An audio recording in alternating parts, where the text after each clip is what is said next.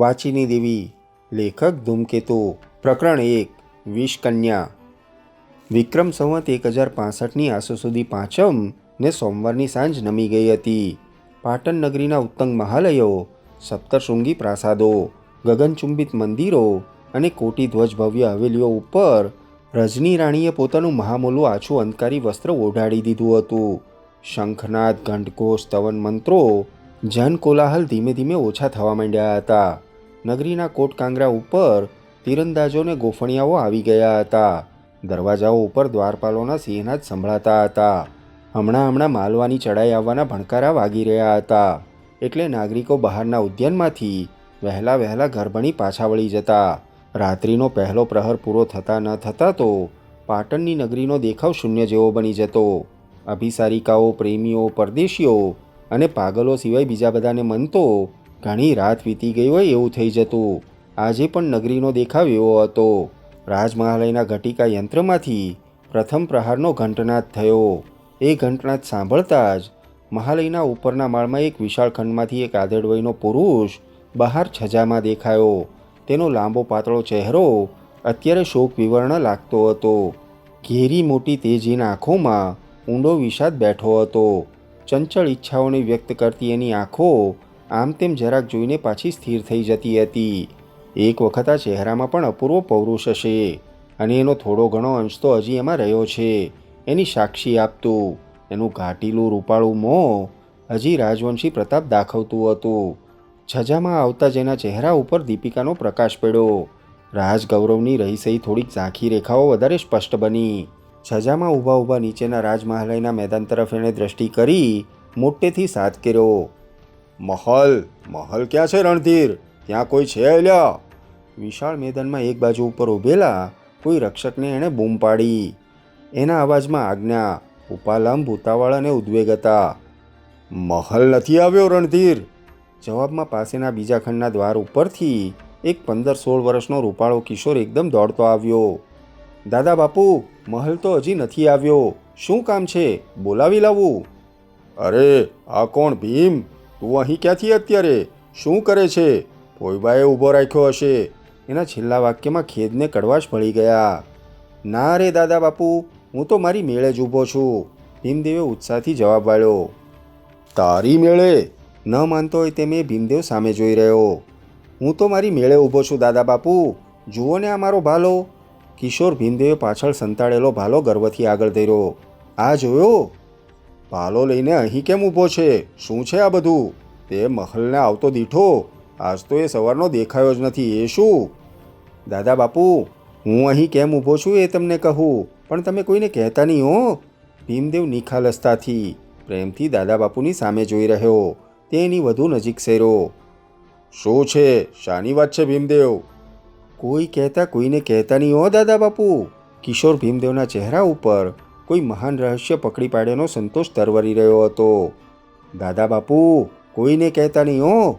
તેણે શરીરને લંબાવીને એક હાથે દાદા બાપુની ડોક પકડીને તેને નીચે કરી. કેટલીક વાર સુધી ઉતાવળે તે એના કાનમાં કંઈક કહી રહ્યો. એનું કહેવાનું પૂરું થયું. જવાબમાં એક મોટું નિખાલસ ખેદભર્યું હાસ્ય સંભળાયું. મને કોઈ કહી ન કરે ગાંડા. આવી ગાંડી વાત કોઈને ન કરીએ. વલ્લભદેવ પાસે કોઈનો ગજ વાગે કે? તું નથી ઓળખતો મોટા બાપુને? ભીમદેવે વધારે આગ્રહથી કહ્યું. નથી માનતા? ચાલો બતાવું. ત્યાં સૌને ફોઈબા લડે છે. એ ફૈબાએ તો મોટા બાપુને પણ ધમકાવ્યા છે. મારે ફૈબાને હાથ બતાવો છે. અહીં તમને કંઈ કહેવા આવે ત્યારે વાત. અહીં શું છે? તમે ડરતા નહીં દાદા બાપુ? હું અહીં ઊભો છું ને. તમે જરાય ડરતા નહીં. ફૈબા તો હમણાં સૌને ધમકાવે છે, પણ અહીં આવે તોય તમારો વાળ વાંકો થવાનો નથી. હું ઊભો છું ને હું તમારો ખડે પગે ચોકીદાર છું. મારી ચોકી વટાવવા આવે કોઈ તો એને દાદા બાપુ જુઓ. ભીમદેવે પોતાનો ભાલો વીંધી નાખે એમ આડો રાખી એક પગ પાછળ લીધો. જોયું? એની બળવાન મુખમુદ્રા સામે એક ઘડીભર એ જોઈ રહ્યો. એણે એજથી તેના માથા ઉપર હાથ મૂક્યો. ભીમદેવ, મને કોઈ કંઈ કરી શકે તેમ નથી હો. તું બેટા નાહકનો જાગે છે. હું તો અહીં ખડે પગે ઊભો છું દાદા બાપુ, પણ મહલ હવે નહીં આવે. નહીં આવે? તે શી રીતે જાણ્યું કે નહીં આવે? એને તો ફૈબાએ કાઢી મૂક્યો છે. કાઢી મૂક્યો છે? તેણે કંઈક ઉતાવળા આકડા વ્યગ્ર મોટા અવાજે કહ્યું, મહલને કાઢી મૂક્યો છે? કોણે કાઢી મૂક્યો છે? મારી આજ્ઞા વિના એને કાઢી કોણે મૂક્યો? એને મેં કાઢી મૂક્યો છે ચામુંડરાજ. થોડે દૂરના સામેના ખંડમાંથી એક દ્રઢ, પ્રતાપી, ગૌરવભર્યો પણ કડક અને સત્તાવાહી અવાજ સંભળાયો. રાજમહાલયનું તંત્ર પણ હવે મેં સંભાળ્યું છે. મારી અનુજ્ઞા વિના અહીં કોઈ આવી શકે નહીં અને બહાર પણ નહીં જઈ શકે. મહલને મેં કાઢી મૂક્યો છે. એના બદલે બીજો માણસ આવશે. બીજો માણસ આવશે? ચામુંડરાજે સામેના ખંડમાંથી અવાજ આવતો હતો ત્યાં નજર કરી. સજ્જ થતો હોય તેમ ભીમદેવ ટટ્ટાર થઈ ગયો. આ પણ કેવી વાત છે? ચામુંડ બોલતો હતો. મહલ માણસ હતો કે એને બદલે તમે બીજો કોઈ માણસ મેળવી શકશો? એ તો વિનોદનો, મશ્કરીનો, જંતર મંતરનો, જુક્તિ યુક્તિનો, હાસ્યરસનો સાગર હતો. એ ક્યાં માણસ હતો? એના વિના જીવાય શી રીતે? તને આ શું સૂઝ્યું? મહલ વિના? પણ મને એમ ઠીક લાગ્યું, સામેથી જવાબ મળ્યો. તને ઠીક લાગ્યું એટલે? ચામુંડે કંઈક આકરા અવાજે પૂછ્યું. મારું પોતાનું કહેવાય એવું કોઈ માણસ પણ અહીં નહીં રહે એમ? આ તે મારો રાજમહાલય છે કે નહીં? ચામુંડનો પ્રશ્ન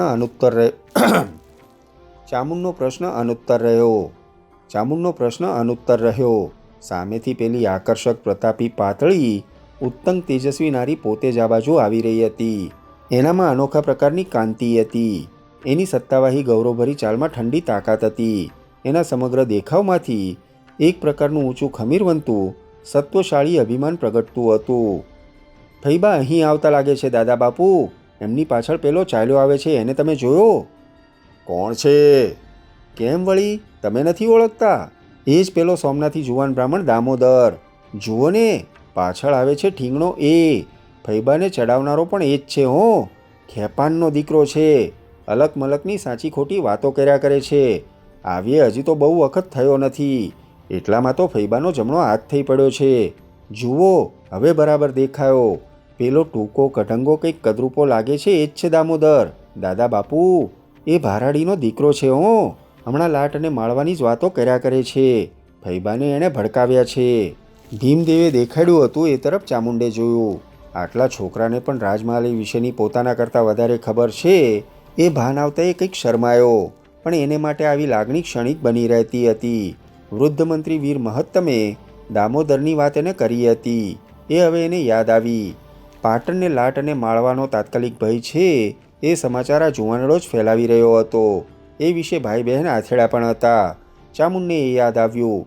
એટલામાં નજીક આવેલી વાચીની દેવીનો એનો એ દ્રઢ અવાજ ફરીને સંભળાયો. ચામુંડરાજ, મેં રાજમહાલયમાંથી મહલને કાઢી મૂક્યો છે.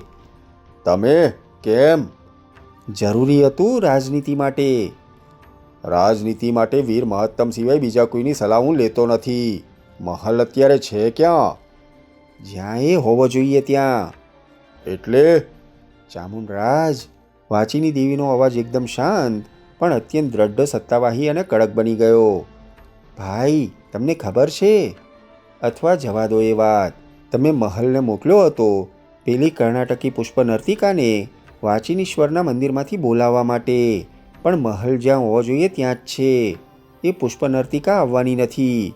કોઈ પણ નારીનું પુષ્પ નૃત્ય આ રાજમહાલયમાં નહીં થઈ શકે. એની રાહ જોતા હો તો હવે સૂઈ જાઓ. ભીમદેવ, તું પણ જા. ત્યાં પેલા ખંડમાં મોટા બાપુ તારી રાહ જુએ છે. ભીમદેવનો ચહેરો જોતા ચામુંડરાજ ભયથી કંપી ઉઠ્યો. એને રક્ષણ આપતો હોય તેમ તે એની વધુ પાસે સર્યો. ફૈબા, ભીમદેવ જાણે સજ્જ થતો હોય તેમ સીધો ટટ્ટાર ઊભો રહી ગયો હતો. એના હાથનો ભાલો વધુ દ્રઢ થયો. એના અવાજમાં જબરદસ્ત, અડગ ખડગનો વજ્જર રણકો સંભળાયો. ફૈબા, તેણે મોટેથી કહ્યું, હું તો દાદા બાપુનો આઠે પહોરનો ખડે પગે ચોકીદાર છું. મારી ચોકી વટાવીને દાદા બાપુનો વાળ કોઈનાથી વાંકો થઈ શકે નહીં. હું અહીંથી ખસવાનો નથી. અરે પણ ગાંડા, વાચીની દેવીનો પ્રત્યુત્તર મોંમાં જ રહી ગયો. મહાલયનો મુખ્ય દ્વારપાલ કંટક સામેથી શ્વાસભેર દોડતો આવતો દેખાયો. કોઈ અનિષ્ટની આગાહીથી વાચીની દેવી એને આવતો નિહાળી રહી. તે 2 ડગલા સામે ચાલી. શું છે કંટક? કેમ દોડતો આવે છે? બહેન, બહેન, બહેન. કંટક આગળ બોલી શક્યો નહીં. પણ છે શું? આટલો થોથરાય છે કેમ? બહેન, લોકોના ટોળે ટોળા રાજમહાલયના દરવાજા ઉપર આવ્યા છે. દરવાજા ઉપર આવ્યા છે? લોકોના ટોળા? કેમ આવ્યા છે? શું છે? બહારથી મોટો કોલાહલ કાન ઉપર આવવા લાગ્યો. આ છે શું કંટક? બહેન, લોકો ટોળે મળ્યા છે. કે છે મંદિરની નર્તિકા અહીં છે, એને લેવા આવ્યા છીએ. નર્તિકાને લેવા આવ્યા છે? કઈ નર્તિકા? અહીં નર્તિકા શીને વાત શી? મેં કહ્યું પણ માનતા નથી. માનતા નથી એટલે? હઠે ચડ્યા છે. કે છે અહીં પુષ્પ નૃત્ય થવાનું છે. પણ એમાં લોકોને શું છે? લોકો કહે છે નર્તિકા ઉજ્જૈનથી આવી છે, મહાકાલના ધામની છે. મા જગદંબાના સાનિધ્ય સિવાય બીજે જો એ પુષ્પ નૃત્ય કરે તો એ દેશમાં 12 વર્ષનો ભયંકર દુકાળ પડે. લોકો કહે છે પુષ્પ નર્તિકાને બહાર કાઢો. કહ્યું કે અહીં નથી તો માનતા જ નથી.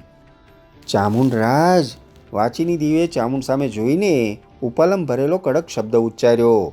ચાલ કંટક, હું આવું છું. તે કંટક તરફ ફરી. ચાલ, દરવાજો ખોલ, હું આવું છું. એમને કોઈએ ઉશ્કેર્યા લાગે છે.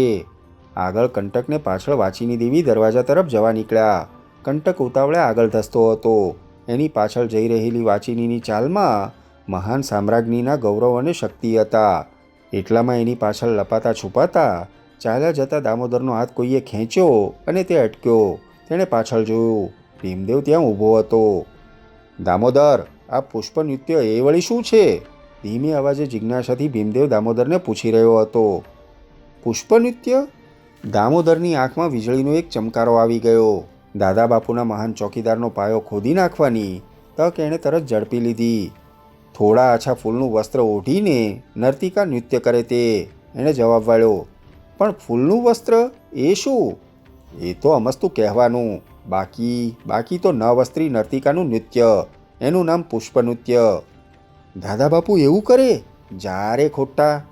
દાદા બાપુને અંતરમાં એક વિષકન્યા વળગી છે.